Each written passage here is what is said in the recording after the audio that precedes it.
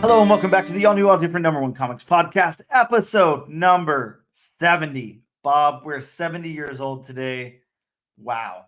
No, no jokes today. No jokes at all. I can't believe it. We're 70. That's, 70 is just really long. We started this, I don't know, what was it, the second week of January or the third week of January of 2023. Now it is, Something like that. yeah, like the middle of May of 2024. Haven't missed a single episode, 70 episodes. It's crazy. Can't believe it. Congratulations, episode 70. I'm Dan. That's Bob. Say hello, Bob. Hello, Bob. We are a weekly comic book podcast where each and every episode we take a look at a first issue comic book, break down the story and art, give it somewhat of a review, letting you know if we think that you should move on to issue number 2 or not. And we also talk a little bit of comic book news as well as what's new in shops this and next week. Bob, this week we're going to be taking a very deep dive into the all new number 1. From Marvel Comics, Separation Anxiety. That's right, Venom Separation Anxiety. We're getting another Venom Separation Anxiety. Of course, there was like I can't remember exactly when that first volume came out. I want to say like 95. It was like a 4-part mini, I believe. That came out, and there was also a Venom game called Venom Separation Anxiety that came out around the same time. Yep. But Yep. yeah, this is. I'm not too sure. Of course, we haven't seen much yet. Just this first issue. It doesn't seem like a sequel series or anything like that. It just seems like a new story involving Venom and using the what do you call that? What's it called whenever you have the name and then like another name under that name? It's not called a subtitle. It's called something else. Anyways, I just call it a subtitle.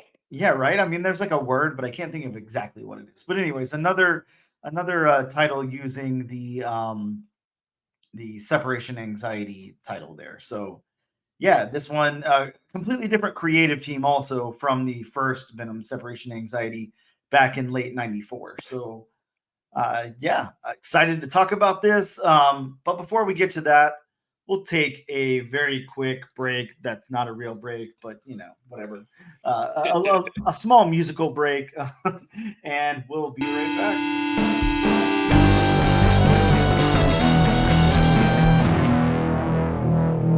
And we are back with, this is really fun on this end because, as you know, Bob, we didn't really take a break. The audience doesn't know that, Yep. but we do. So that's we know that. That's all that right? matters.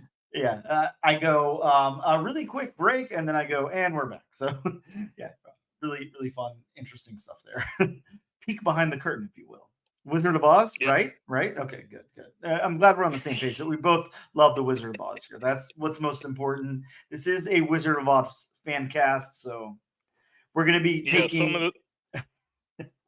Some of the other movies, not so much. True. Have you ever seen those podcasts where they take like a movie and they break it down minute by minute, and each episode is 1 minute of the movie, like including like the opening credits and like studio logos and all of that? I have not. Yeah, they exist for like a lot. I'm sure there's a Wizard of Oz one, but they exist for a lot of movies. I thought one time I was like, this is really interesting, and I'll check one out. And I checked out the Jurassic Park one. And after I got about like 7 or 8 minutes in, because the episodes are like 30 minutes to an hour long, and it's just going over 1 minute. It's called Jurassic Park Minute. And I was just like, I can't do this anymore. I love this whole franchise, but holy shit, like, how can we talk about the studio logo for an hour before we even get into any dinosaurs or anything? Yeah, that seems like it would be very tedious and monotonous. Yeah, because I mean, I you're guess basically talking about one thing for half an hour. yeah, I guess that's the point of it, is to be really tedious and monotonous. But yeah, Yeah. either way, let's go over some news, Bob. It's news time. Wow, there's a whole crap load of news. I don't know what's going on. I guess everything that's going to happen happened this past week. We just missed some news. I think we recorded on a Thursday or Friday last week. I can't remember what day it was, but it was like right after we recorded, some news dropped, and then it's just continued to drop since then. So I think we've got some news to talk about. I definitely want to talk about some big news. obviously you and I talked about this off air, but Fantastic Four, some more casting news. We got Mhm. British actor Ralph Ineson, is how I'm guessing I'm supposed to pronounce his last name, cast as Galactus. So we have our Galactus. We've got our Fantastic Four. What the hell?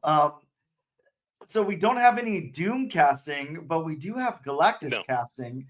What do you think, Bob? Is Galactus the only big bad in this thing? Like, do you anticipate to see anybody else pop up? Thoughts? There is.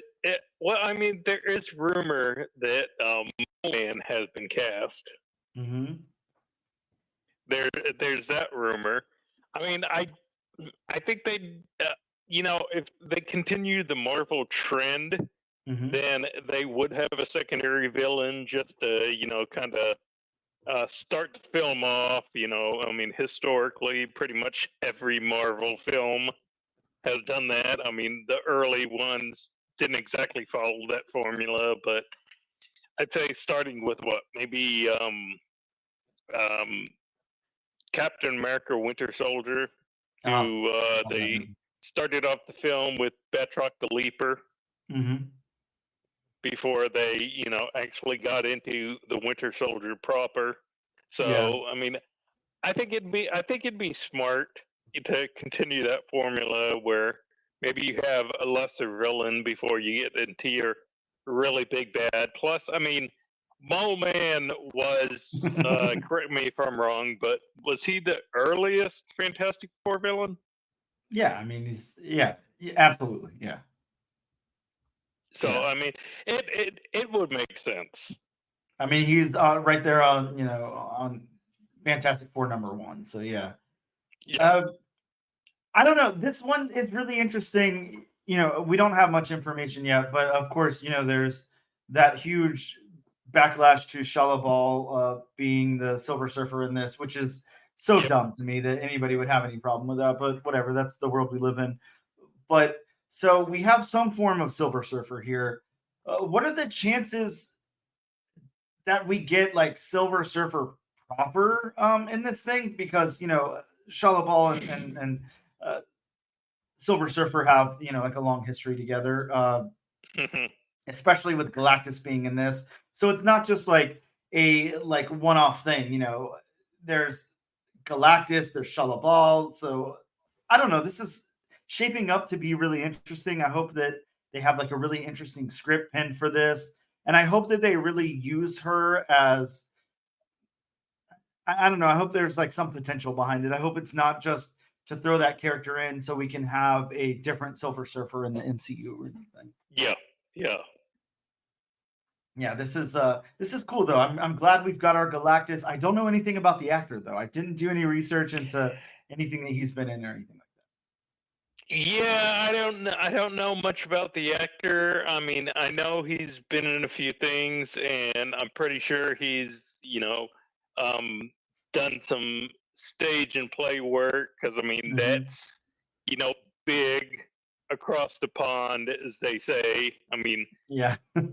Tom Hiddleston started that way. Chris Hemsworth started that way. So I mean, Yeah, definitely no problem with a British actor, that's for sure. no, A no. lot of MCU casting has been from across the pond, as you say. So next up in image news, this one's cool. Bob, have you ever read Revival? It's a 2012 series. It's written by Tim Seeley. It's really, really freaking good. Like, so good. I've heard of it, but I've never read it. Okay. Really, really cool series. I don't know. It's like a team of citizens, who have to kill zombies, but it's much more than that. That's just, the I don't know. It's really, really cool is all I can say. You definitely, Hmm. definitely want to read this. It's so awesome. I love the series. It's so much fun. It basically, takes place in like rural Wisconsin, and the dead are coming back to life, and there's like a quarantine going on, and they got to deal with the zombies there. And it's just the characters are really, really cool. The art is really, really cool by Mike Norton. It's a wonderful series. SyFy has picked it up, so the SyFy channel is going to be adapting it. I'm so stoked about this. I don't know how long it's going to take to come out, but my God, I cannot wait. It's going to be really good, really, really good series. Next up in DC news, Bob, your favorite, James Gunn's got some news coming out. So Peacemaker season 2, we're gonna get Rick Flag Sr. and the voice actor Frank Grillo in Creature Commandos is also going to be portraying the character live action in Peacemaker season 2. So they translated over from the animated voice actor to the real life live action actor, which is super cool. I always love it whenever something like that can happen. Oh yeah, so do I. It adds an air of continuity to the character, and it's just cool to see a character go from tie things together and go from one project to another. Yeah, completely agree. I hate sometimes where so many people have to portray the same character, and it's just like you got a perfect person right there. They're already nailing it. Like, why recast them because they don't look the way you want them to or whatever. So I'm glad that at least they're not worrying about those kind of things. So that's really cool. Next up, Bob, Godzilla versus Kong. Godzilla Kong. I don't know how you're supposed to say the title of this, but Godzilla Kong is getting a sequel. It's in active development with Shang-Chi writer David Callahan penning the script. So yeah, I haven't seen any of these new like Godzilla movies. Do you watch any of them? Have you seen them? The only one I've really seen is what was it? One of I think when the Godzilla title actually got rebooted with Millie Bobby Brown in it. Oh, okay. Is the only one I saw, and I've seen a little bit of Godzilla versus Kong, which turned out not to be Godzilla versus Kong. The last time I saw a Godzilla movie, I'm not gonna lie, Bob, was Godzilla 2000. It's been a while. A good 24 years. The Matthew Broderick one. Yeah. I don't dislike any of that stuff. It's just, there's so much going on that I don't know. I just haven't checked any of it out. But I have heard that, and I don't have the title in front of me. I don't remember what it is. Godzilla -1 or +1 or something like that. I've heard is like essential viewing. It's like a really, really good movie. So it's on my list of things to check out. I just haven't done it yet. But I will get there, I promise. One day I'll get there. But I haven't even, Bob, it's Wednesday. I haven't even watched the season finale of X-Men 97 yet. I don't know if you have. Yeah, no, I haven't yet. I'm gonna watch that tonight. I'm holding off till later tonight. I'm highly looking forward to it. If it's anything on par with last week's episode, then it's gonna be good. Yeah, last week's episode, holy shit! I can't even say anything about it other than fatal attractions. But wow, so good.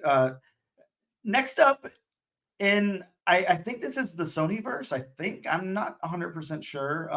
Actually, it's Amazon, so maybe not. But Nicolas Cage is going to be portraying Spider-Man Noir in the series that was already announced a while ago, the Spider-Man Noir live-action Amazon series. So we all had hoped that it would be Nick Cage, of course, and it is. So, man, this is going to be awesome. I'm really, really stoked about this.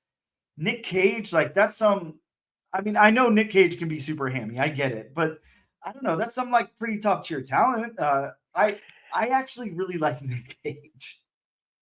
I'm actually looking forward to it because it's Nick Cage in a period piece. Yeah, it's gonna be so cool. 1930s Spider-Man, like how awesome is that? I can't wait to see this thing. There's just some really good stuff on the horizon, coming out, which is crazy because I looked pretty recently, I think the other day or something, I was just kind of browsing, what movies were hitting, excuse me, theaters this year, and all of that. And I was like, there's really not much that I care that much about. Deadpool's going to be great, I'm sure. I'm really excited to see that. But aside from that, like, there's not too much this year that I'm really stoked about. So No, there really isn't. there's some cool upcoming stuff. I know the writer's strike really hurt, but yeah, some great stuff coming up. The Boys is renewed for a fifth season. So if you're a Boys fan, there you go. You get a fifth season of that. Bob, how about you? Are you a fan of The Boys? Is that something that you watch, or? Of course, I know it began as comic first, but I never read the comic. But I'm really digging the show, and Good. I'm really looking forward to season 4. And I saw that news that it was renewed for season 5, and there are some things like, are certain characters, going to be back for season 5, considering what happened in this past season. Okay. Well, so I'm looking forward to hear more about that. Yeah. Yeah. I watched a few episodes. It's a little too, like, I don't know the term, like, ultra violent or something for me. It's not. I don't know. I don't love it. But I might go back and check some of it out. It's kind of like the same thing as Invincible for me. Just didn't really hit me in the right way. But yeah, I don't have any problems with it. Bob, next up in news, again, it just keeps coming. The hits keep coming. There's so much news, so many announcements. Amazon is like really, really taking chances on a lot of these properties and stuff, or trying to bank off some of this existing IP. Amazon's got a live action Tomb Raider series happening. So I've heard about this. Yeah, we don't know yet who's playing anybody or anything like that, but we do know that that's coming, so that's cool. How did you feel about the Angelina Jolie movies, Bob? Were you a fan of those? They were good for their time. Mm-hmm. Can I say they've aged well? No. No, probably not. Can I say they're better than this reboot that just happened a few years ago? Yes. Oh yeah, I completely forgot about that. Notice how I didn't even mention that. Yeah. Wow. Which I'm hoping that this of course I probably will give it a shot. Mm-hmm. Hopefully it's better than that reboot. Yeah, That's all I'm yeah. saying. Well, hopefully. Yeah, that reboot was not for me. I was okay with the original Tomb Raider movie. I don't think I made it past that. If there was a past that, I can't remember now. But I've also played like a little tiny bit of Tomb Raider, like way back in the day. It's a fun property, fun game.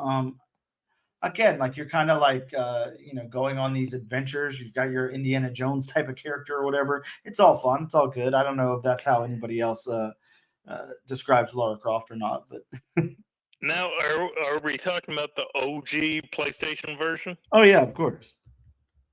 So did you get the code where you can see Lara Croft in her birthday suit, so to speak?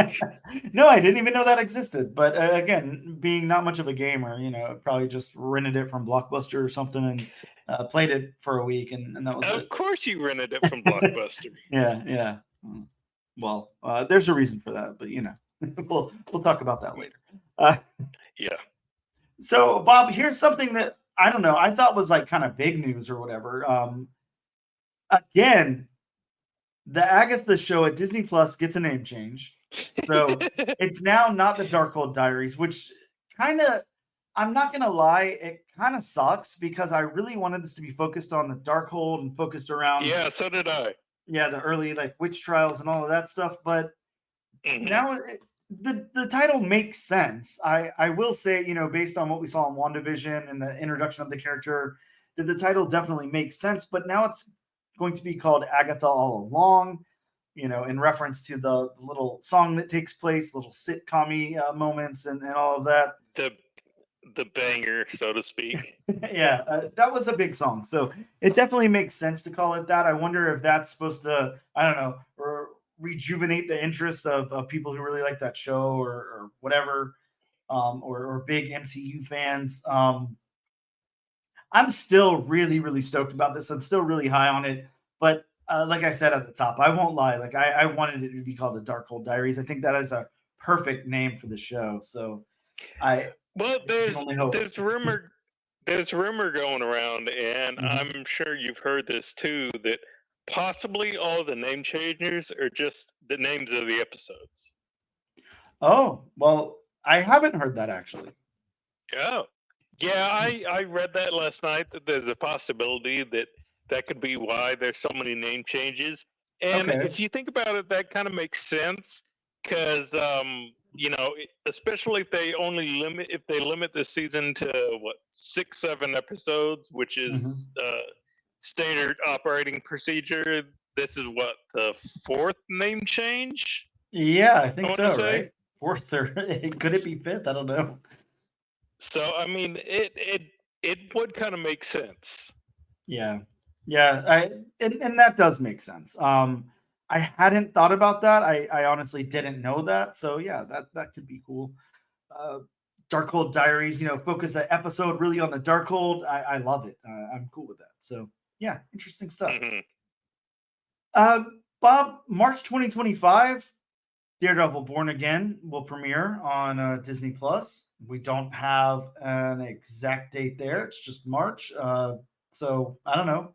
Get ready for March 2025. That's quite a while away, but that's okay.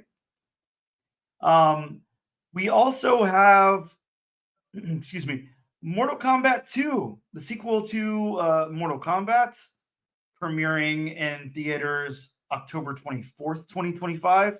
Bob, what are your thoughts on that first Mortal Kombat movie? Not the first from the 90s, but the the first rebooted Mortal Kombat film.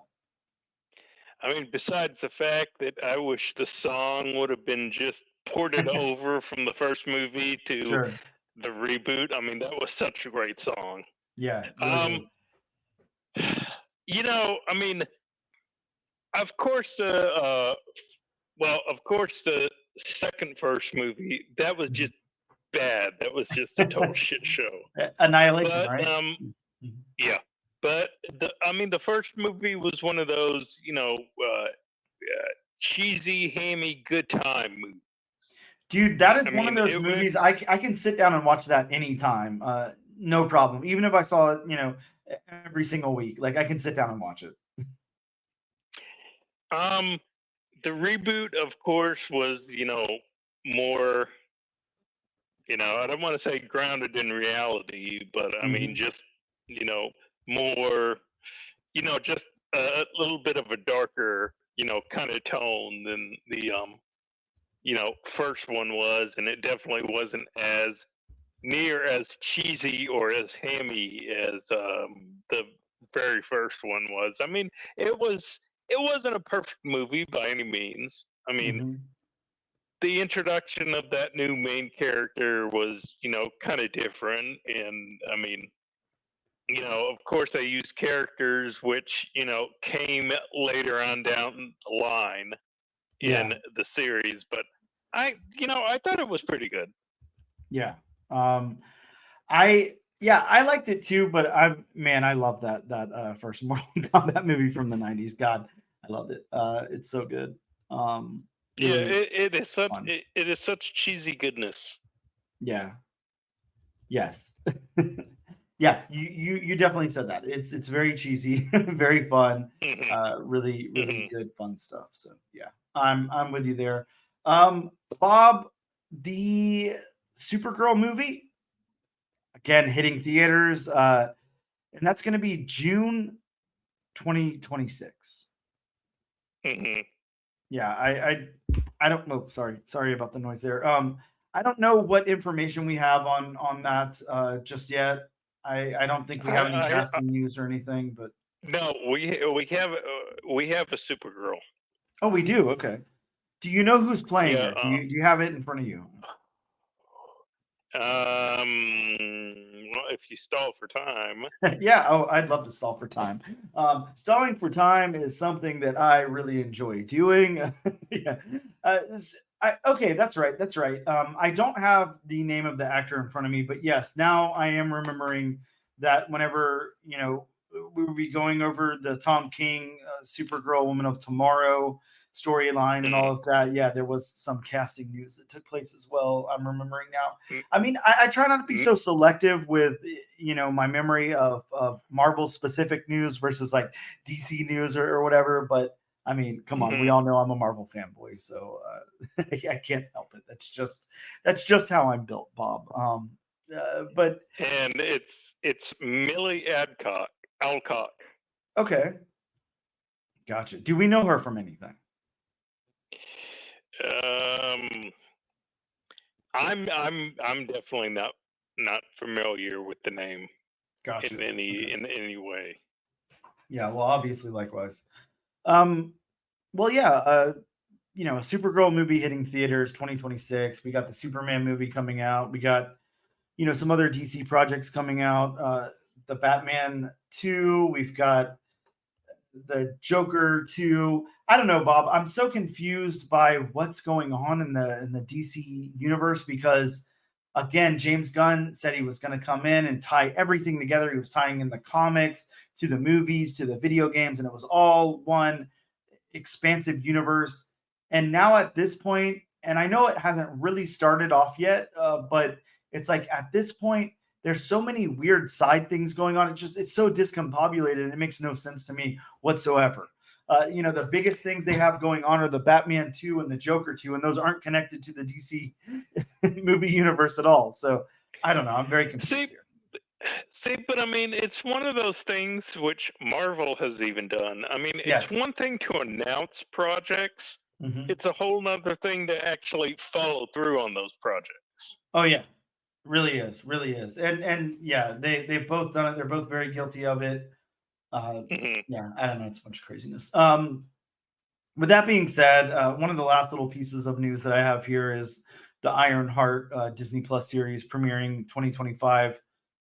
We knew that was happening at some point, but it still doesn't have a date. It's just, I don't know, reiterating that it's going to premiere next year in 2025.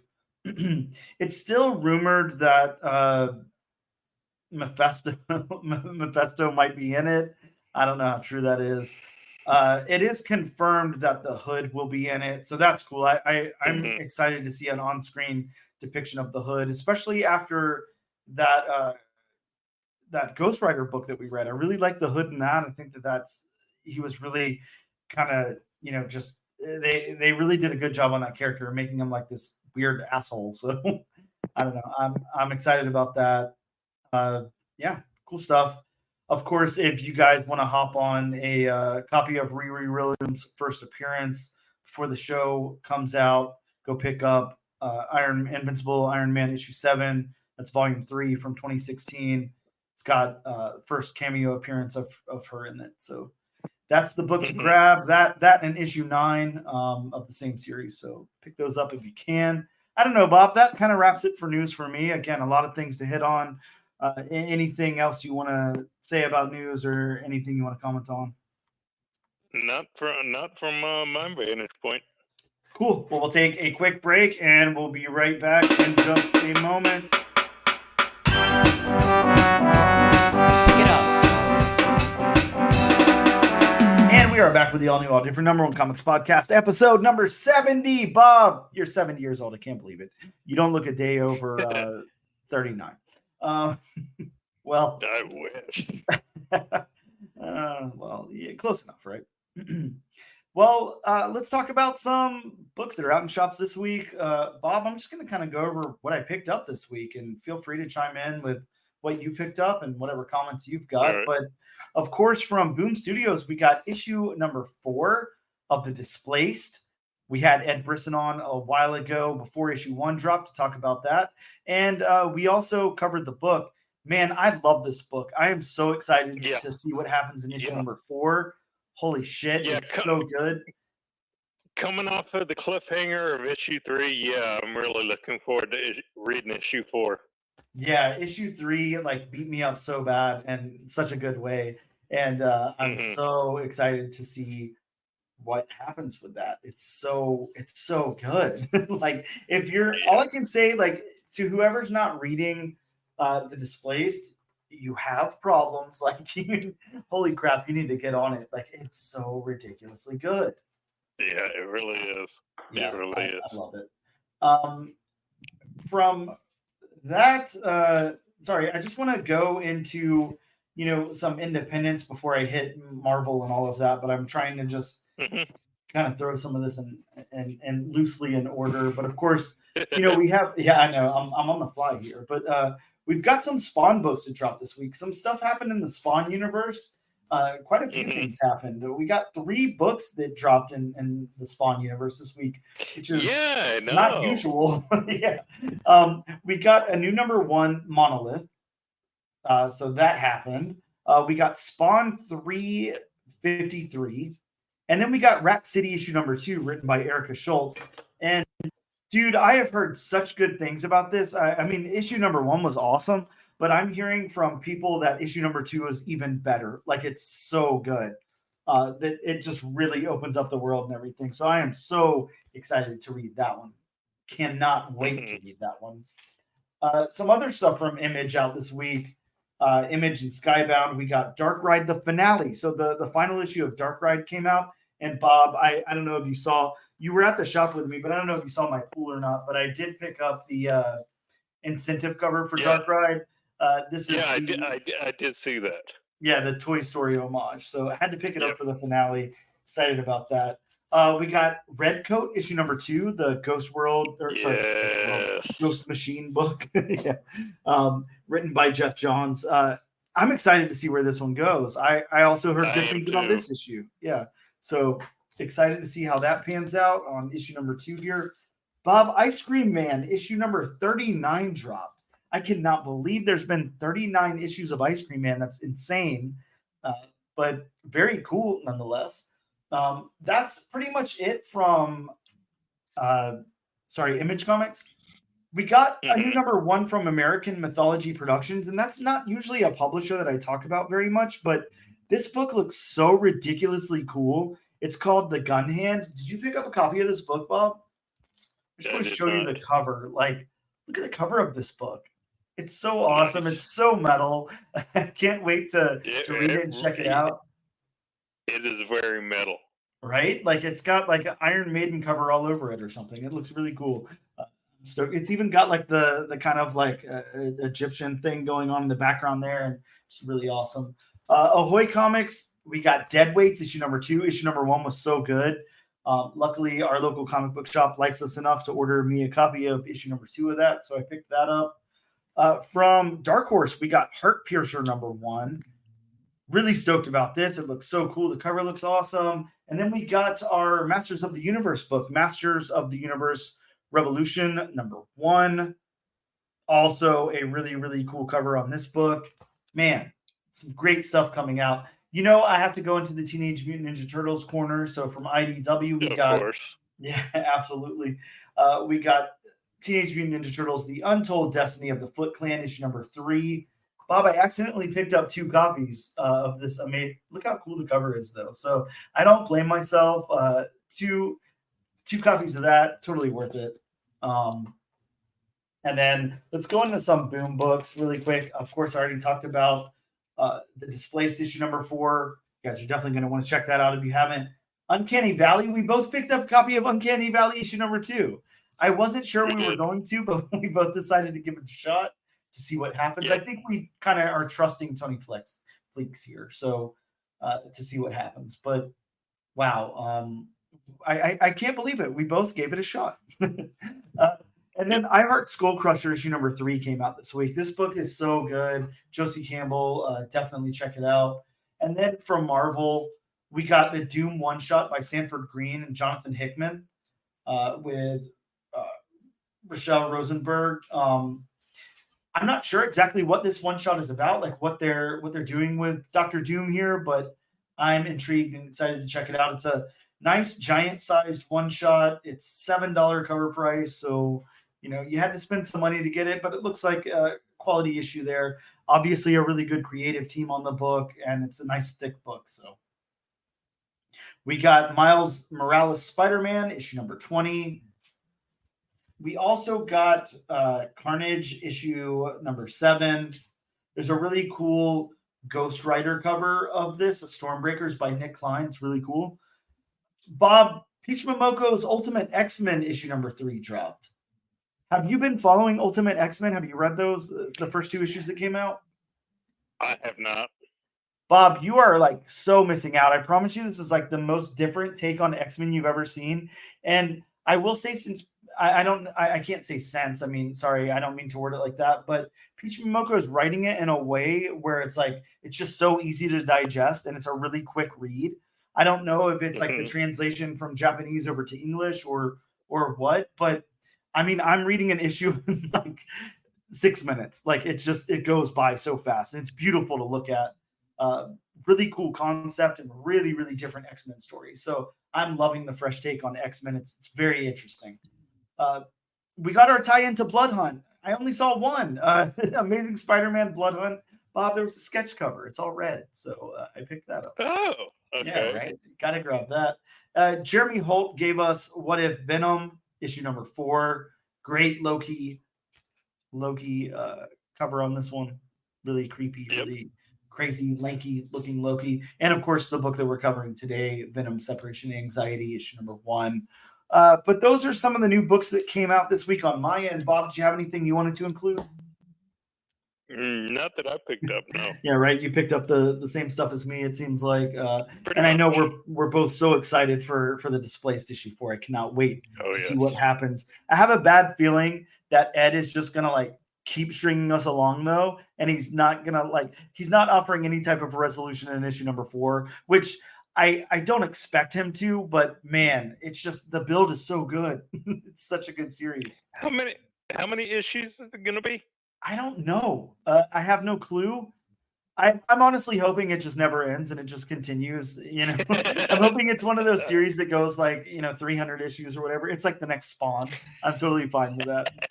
Just like don't ever wrap anything up. Just keep it coming because Ed Brisson like really knows how to write. So, wow, such a cool series. Yes. Yeah.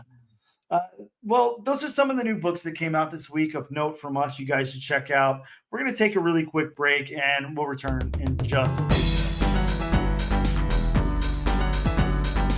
And welcome back to the all new, all different number 1 comics podcast, episode number 70.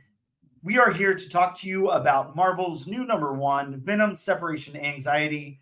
No, not that Venom Separation Anxiety from December of 1994. We're talking about Venom Separation Anxiety number 1 from 2024. You're the Bob. Even though I mean the cover could be from 94. Right. I love the cover homage here. Web of Spider-Man. It's a great cover. I like it a lot. Really cool. And done really well, might I add. So yeah, really, really great stuff. Bob, let's talk about this book a little bit. I'm going to read Marvel's solicit really quick before we get into the creators and then my synopsis. Long live the King in Purple. Amazing Spider-Man legend and Venom co-creator David Michelinie is what we'll go with. Triumphantly returns to tell another all-new heart-pounding, brain-eating tale set in Eddie Brock's earliest days. This time, he's teaming up with Venom and Death of Venomverse artist extraordinaire Gerardo. Give me the last name again, Bob. I'm not even close. Sandovac. Sandovac. Okay. Venom has made a new enemy, and their bond will be tested like never before when a foe with the power to alter reality itself threatens to tear Eddie's world apart, starting with his symbiote. That's a good synopsis. Holy crap. I like it. Let's talk about the creators for a sec. Of course, you guys, I'm sure, know who both of them are, as you should. Let's talk about David for a second. David has done everything in the entire world, everything over at Marvel. He's done 110 issues of Amazing Spider-Man, Volume 1. He's written on Iron Man, Volume 1. He's even written on Return of the Jedi Weekly, 53 issues of that. Bob, what the hell is Return of the Jedi Weekly? Something that took place over in the UK. Know. Yeah, it's because it's it's across the pond, as you say. Written on Action Comics, written on the Avengers, the Further Adventures of Indiana Jones. He was a writer on Star Wars, Bob, from Marvel Comics, as well as the hardcores from Valiant, right? Star Spangled, War Stories, Claw, the Unconquered, Marvel Superheroes, Star Wars Monthly, House of Mystery, Ray from Valiant, Adventure Comics, Peter Parker. But you know what? I would say the name of this book, but I have no idea what it is. It's in a different language. It's reprinted somewhere else. He's also written on Swamp Thing, on Star Hunters. I don't know, Bob. The list goes on and on and on. No point in continuing there. Let's talk about Gerardo for a second. Sorry.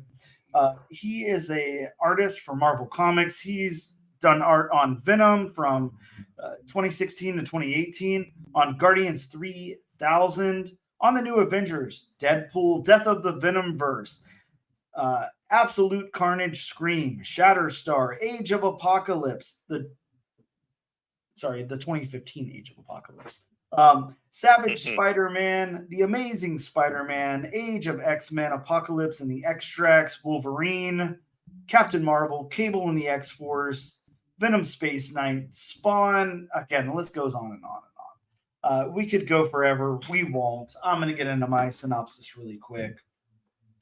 Now, you have to excuse me for this one. Bob, this one's short. I think you'll be happy. It's a shorter synopsis here.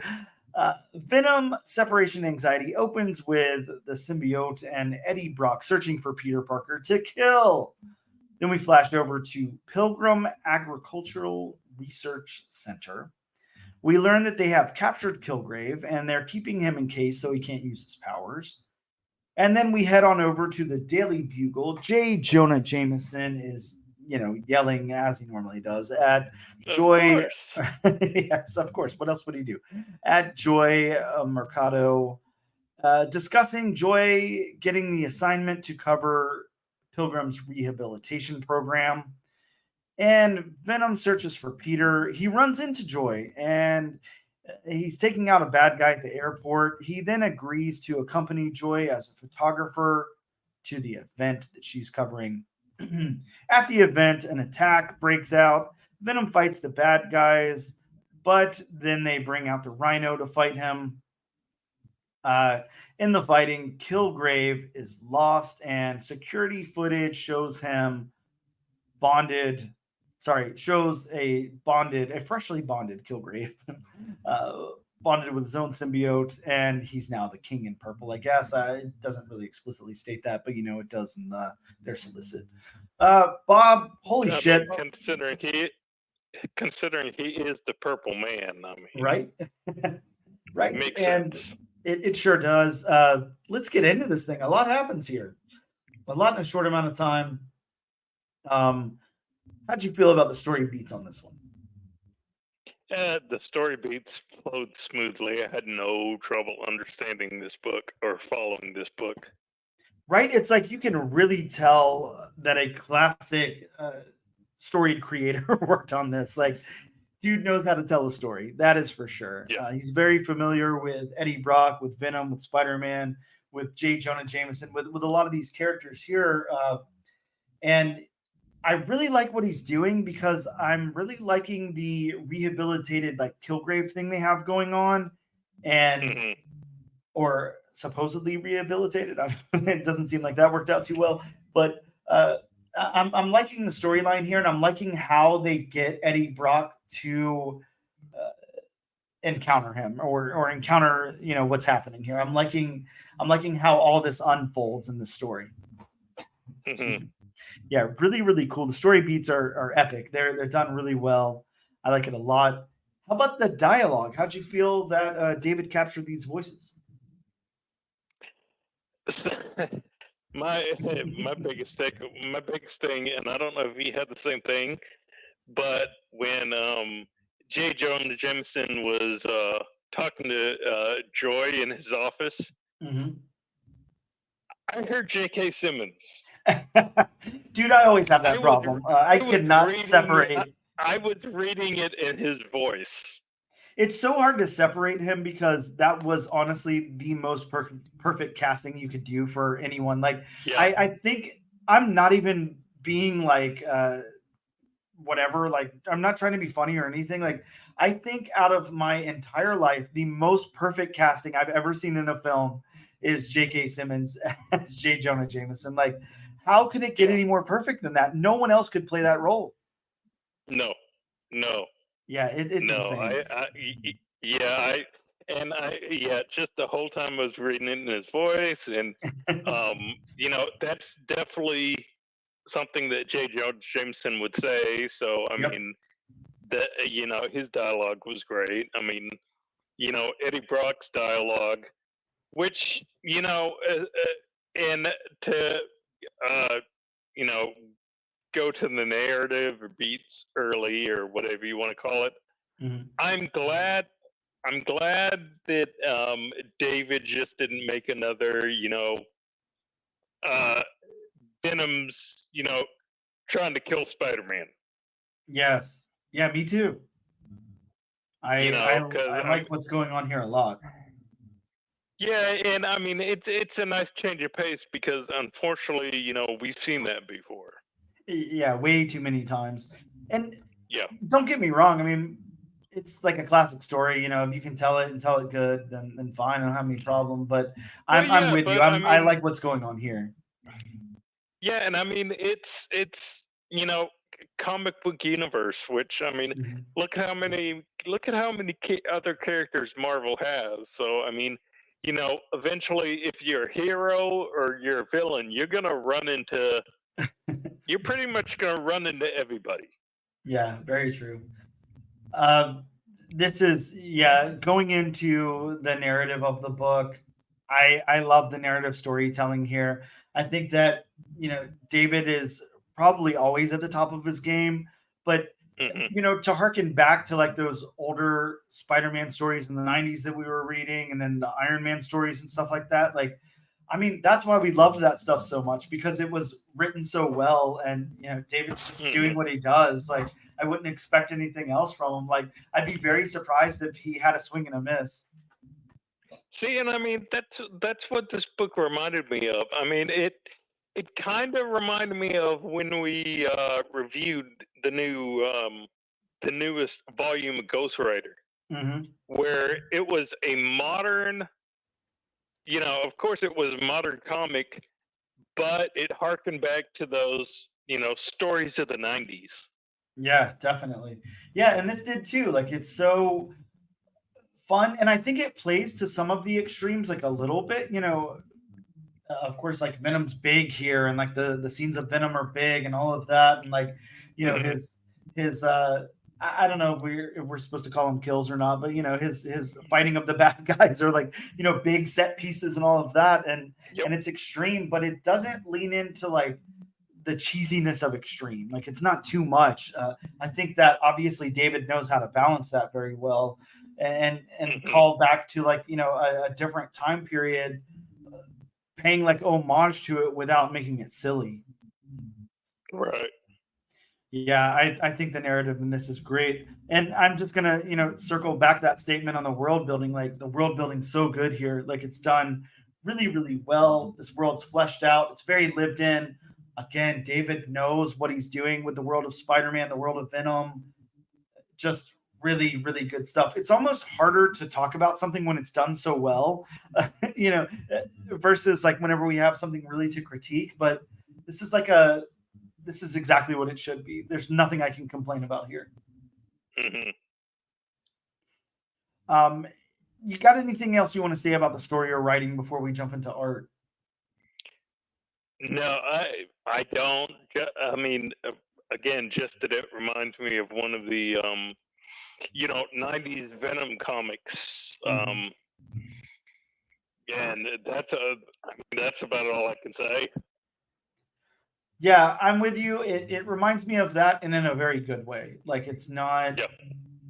crossing Yep. over to I've heard this before, I've seen this before, whatever. Like it's definitely done really well. Okay, Yeah, then sorry, go ahead. yeah, and I mean it like you said, it's not crossing over into that, and it's not crossing over because I mean, being comic fans for as long as we have, I mean, Mhm. we've both read homages, which are like, it borderlines into the cheesy hammy homages. Oh yeah. It's just not a well done homage. Yeah, way I too many mean, of those. some of the because I mean some of those '90s books, some of those could even get to where they were like, oh, this is kind of it's kind of cheesy. Yeah, I've read my fair share of 90s books that got really cheesy, and then books that wanted to, come out like in modern day and kind of capitalize on that. They were too cheesy as well. So Yep. yeah, I'm But definitely with you. but yeah, I mean, this one is a very well done homage.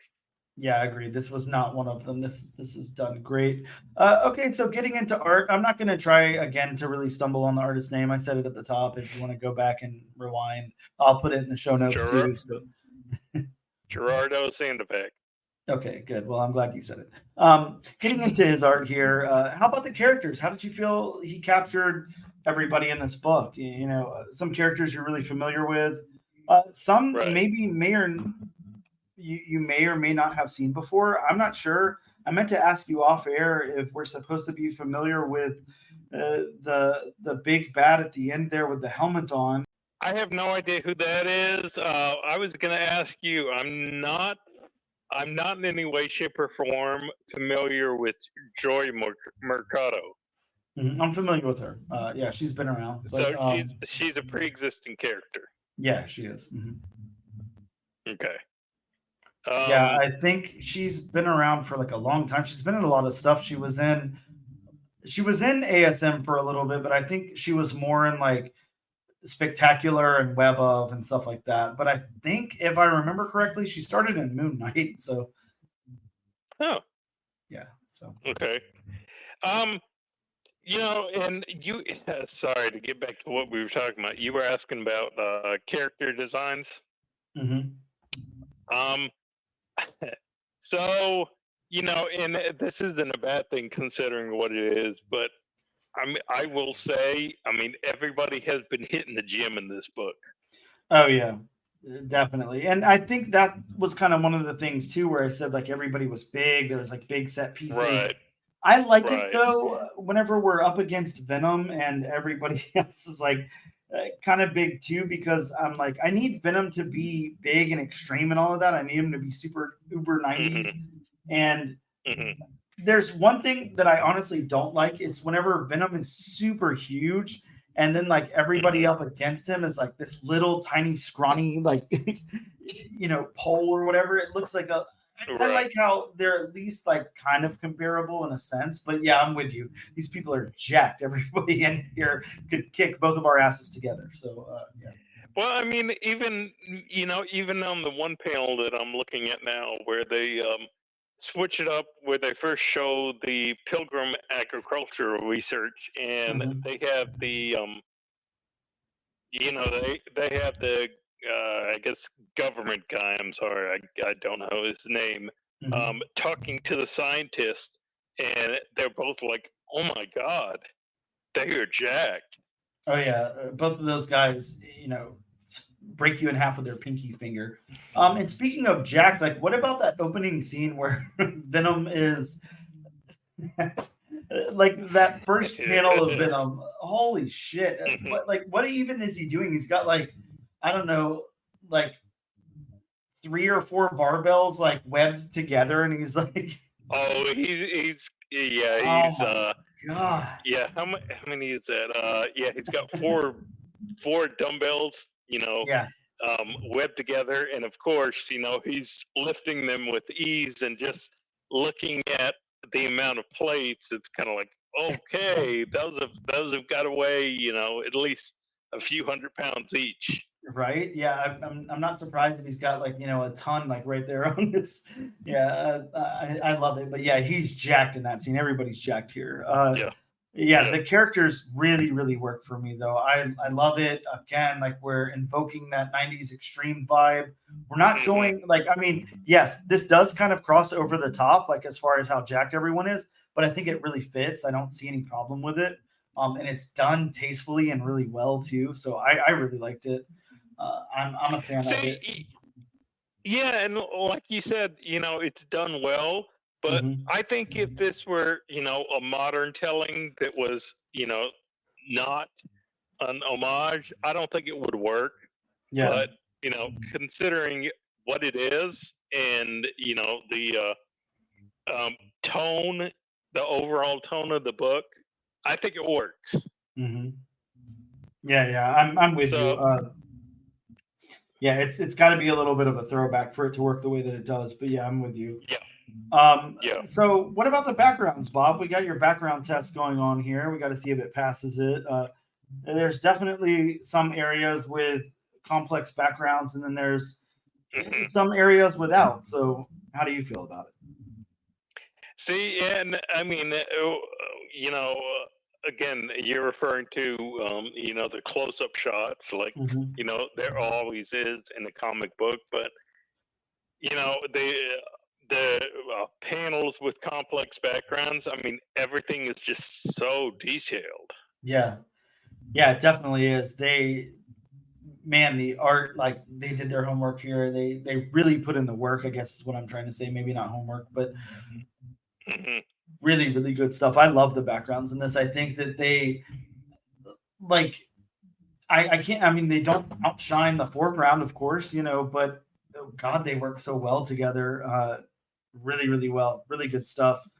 We don't even get like hmm that usual like blurred technique that we might see like in a big like action piece like this or whatever. Like everything's pretty fleshed out. We might get some tonal differences, but as far as the quality of art like suffering, not at all. Like it's done really well. Very impressed with Yeah, it this. really is. It really So, is. so let's talk about the locations really quick. This kind of jumps around. Of course, we have Venom at home or wherever the hell Venom's supposed to be, and then we've got the Pilgrim Agricultural Research Center. We've got the Daily Bugle. We've got the hmm airport. We've got there's different scenes. There's different stuff going on in here. Quite a hmm bit to go over. We've got the auditorium where they're uh, I don't know showing the newly rehabilitated Kilgrave to the world, and then we've got our end piece here. So it does move around quite a bit. How did you feel about the locations in this? The locations work for me. Hmm. I love it because to me, like the locations more than anything else made this feel like a 90s action movie. Like I'm thinking like like a Die Hard or something. Like there's so much like happening within it. It goes to these cool places, and it's almost like the locations are a character themselves, but done hmm subtly enough to where it just works its way into the story. Yeah, I love it. I think it's really cool. I again, I'm gonna, unless the colors fail me, I'm gonna have a hard time saying anything bad about this book. I don't know about you. Uh, so let's get into the last category, then the colors, Bob. And again, I'm not even gonna dream of trying to say this color artist's name. Uh, Even the first name, I have no clue what it's supposed to, how I'm supposed to pronounce that. Um, if you want to chime in at any point with their name, feel free. But I'm going to just go ahead and start my review of the colors. Dude, the colors Okay. work here really well. They work really well in comparison with the art. They go together Yeah. very good. It's such a natural take on it. Like nothing stands out in like a really good way. I love the use of bullets and fire and how they're colored and everything. Man, I love this book. I love the way that Venom looks in his suit, the tones that they're Yeah. using. Just fantastic. Everything about this is really good. I really like the colors. hmm I don't know. Say what you have. Take me down a notch if you can.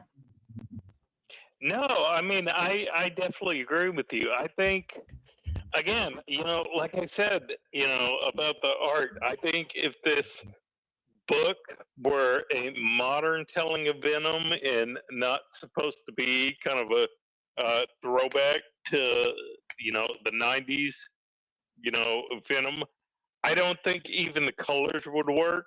Mhm. But I mean, considering what this book is, I mean, again, like you said, the colors in combination with the art just lend that other half of the book. Because I mean, in a book you always have half writing, half art, Mhm. and I mean the art is definitely that second half. Yeah, and it's done really, really well. Well, we're going to do what we always do at the end of our, discussion of the book here. Is it enough to make you move on to issue number 2 or not? Do you recommend it to the listeners of this show? I'll go ahead and go first and say hell yeah, in the most 90s extreme way that I can possible. Like, absolutely pick up this book. Even if you weren't alive in the 90s, it's really fun. It's really, really good. This is everything that a Venom book should be. Like, everything. I don't know. This could be a contender for like one of my favorite Venom stories if this pans out. Throughout all the issues. I don't know how long they're planning on going, but wow, this is really, really good.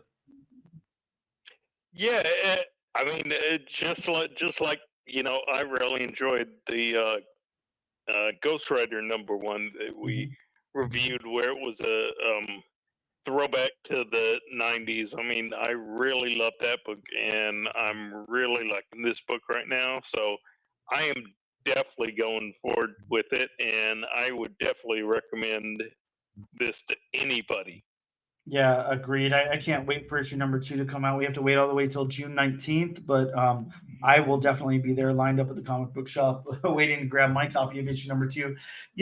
We went over so much and we didn't even get into the fact that Kilgrave is, about to be have his own symbiote. Like it's a Venom Kilgrave. Like this is about to be extreme as hell. This is going to be so fun, and I think it only opens the door for more fun. So yeah, absolutely, you guys check this out. Like, do not sleep on this book. It is really, really No. good. If there's anything about this book scaring you away, if you're not a big Venom fan, if you haven't read a lot of Venom, like it doesn't matter. Like David knows how to tell a story so well that I mean, you open the first page and you're already caught up. You're good to go. You know that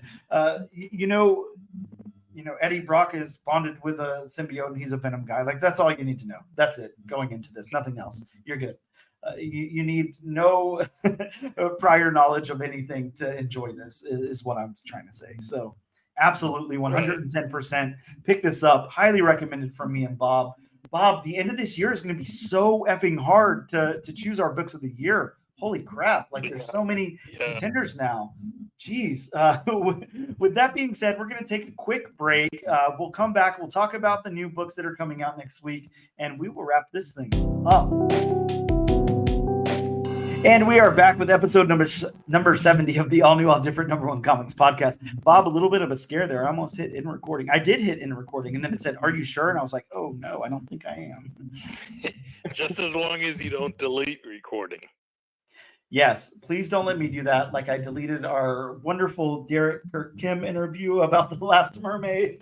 Oh no, one of the biggest regrets of this podcast so far. I can't believe I did that. Yeah. Let's talk about some books that are coming out next week. Of course, next week, May 22nd, 2024, Year of the Bob. But before we do that, it's disclaimer time. Welcome to disclaimer time. Everybody gather around for a disclaimer time. Grab your favorite toys. It's disclaimer time with Bob.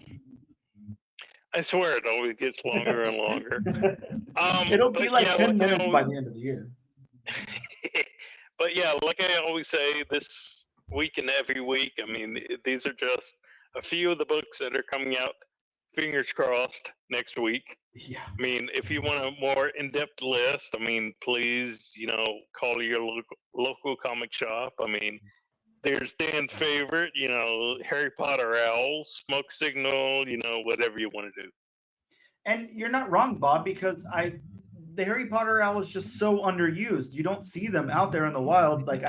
It's like the only time I saw it was on Harry Potter. Why aren't people using these things? What is going on? But yeah, hit your local comic book shop up. You know what I like to do? Something that I have just started doing recently. You know how things used to be personal, like when we were younger. Now it's just so easy. You send an email, a text message, whatever. Yeah.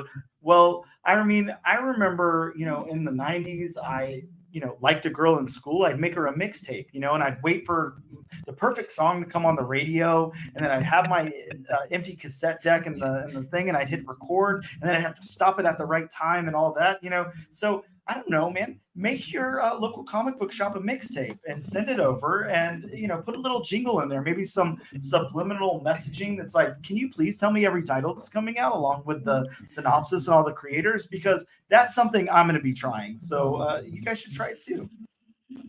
Okay, what was that movie with John Cusack where he stood outside the house and held up the boombox? It's got to be What Say movie was Anything, that? right? Say Anything, right? Yeah, I mean, I don't know what the movie. I mean, I just know the scene. I've never seen the movie. Oh wow, But such a good the movie, whole- Bob. But when you were telling that story, that's where I thought you were headed. That's a good one. Yeah. I think we should try that. I will try that. Next week I think I'll grab a boombox. I'll wait outside of our local comic book shop. I'll be playing the mixtape, and I'll just hold it up above my head, and then our comic book shop proprietor will come to open the door, and he'll go, "What the hell are you doing? Get out of here!" Or Well, I mean,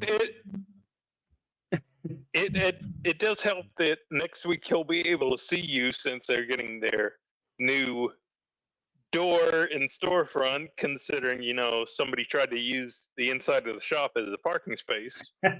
well, yeah, that did happen. That's a whole nother story. Go back a few episodes for that. But yeah, I'm with you. Wow. Yeah. But so starting off the list from DC, we have Superman number 14, a series which Dan and I have enjoyed so far. Yeah, we've absolutely been loving it. This has the first full appearance of Brainiac Queen in 2 panels. I don't know why they're giving us the number of panels that the character is in, but sure, why the hell not, That's a good question. I was wondering the same thing. Sticking with Marvel, we have Amazing Spider-Man number 50. Spider-Man, Peter Parker, Spider-Goblin, arc begins. Yes. Which Spider-Goblin sounds awesome. Right? Speaking of the 90s. So, going to Distillery, which may or may not come out this week, we have White Boat number 1. And I think it is coming out this week. I just, in my head, this book already came out, but, maybe I'm just thinking of like previews or something like that. I'm not sure. Distillery, always fun. They're really packing in some cool stuff into these things. And I will say the only reason that these aren't contenders for books for us to cover, because this is a Scott Snyder and Francisco Francavilla project. So it is like trimmed perfect for us. But these are huge books. They're magazines, and there's so much story in them. It would be like covering like a graphic novel, basically, a trade paperback. So Right. that's why we're not throwing it on our list. But white boats are the mega yachts that the rich use to track and transport victims to a remote island where secret cults that have existed for millennia work on something called the Human Project. Wow, Bob, that's terrifying. I don't want to be any part of it. That's a synopsis. It kind of reminds me of the Island of Dr. Moreau. Oh yeah, true. I wonder if it'll go into those kinds of things. Human animal hybrids. Oh God, be interesting to find out. Yes. Going to DC, we have Green Lantern War Journal number 9.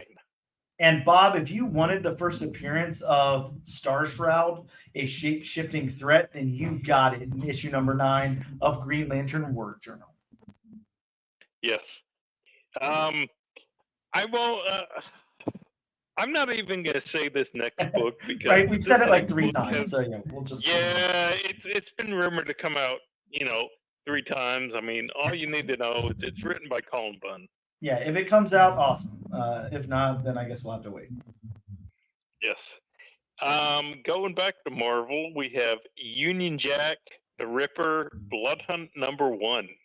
Yeah, this is a event tie-in to Blood Hunt, of course, and it's got Union Jack versus the Hunger. Which, Bob, I'm kind of versus the Hunger right now. I could use a meal. Just saying. Yeah, that's true. Going back to DC, we have Justice League versus Godzilla versus Kong #7. I just want to see if they could get like one more thing in there. Justice League versus Godzilla versus Kong versus Bob versus Luke Skywalker. You know, versus Darth Vader versus Galactus. yeah, just throw them all in there. Versus Unicron. This is the series conclusion. So I don't know what that means to you. It means nothing to me. No, it really doesn't. I mean, after that first issue, it was kind of like I don't know. This series isn't for me. Yeah, a little too much going on. Yes, and rounding out the list, we have one of Dan's personal favorites for next week. We have Spider-Gwen, Ghost Spider #1. So excited for that book, Bob. I can't wait. I love Spider-Gwen, as we all know. I'm just going to list off a couple of other books that are coming out. Blood Hunt issue #2. Of course, you get the Red Band edition of that dropping as well. Fall of the House of X issue #5. Ghost Rider Final Vengeance issue #3. Bob, Star Wars 46 in there just for you. We got Symbiote Spider-Man 2099 issue #3. Immortal Thor issue #11. Ultimate Black Panther 4 and X-Men 97 issue 3. From Image Comics, we've got Blood Squad 7 issue #1, Feral #3, Local Man 10, Lore Remastered #1, Sam and Twitch Case Files issue #3, and Void Rivals issue #9. From Boom Studios, we got Blow Away issue #2. Of course, issue #1 was so awesome, so I'm stoked for that. We've also got Man's Best issue #3, Mighty Morphin Power Rangers issue 120, and Something is Killing the Children issue 37. From IDW, Bob's favorite, My Little Pony, Set Your Sail issue #2. My Little Pony, My Little Pony. Oh yeah, I agree. You're a little pony. And I don't know. Those are just some of the other books that are coming out as well. Of course, as usual, we've got 3 books on the wheel to choose from here. See what book we're going to cover next week. Bob, any predictions? I'm going to go ahead and click to spin in anticipation. Anywhere you want it to land. Not particularly, no. Bob, it looks like I didn't get my wish. We're not talking about Gwen Stacy. We are talking about Blood Squad 7, a book that sounds like a lot of fun. It's got some promise to it. I'm stoked to check it out. Blood Squad 7. Well, that about wraps it up, Bob, unless you have anything else you want to say. Nope. And thank you guys so much for checking out issue #70 of the all-new, all-different #1 Comics podcast. You know where to find us. Hit us up on social media. We're there somewhere. You can also use our hashtag #AllNewAllDifferentNation, because why the hell would you not? Just use it. It's fun. And you can also win a copy of the book that we covered today. Thank you guys so much, and we'll see you next time.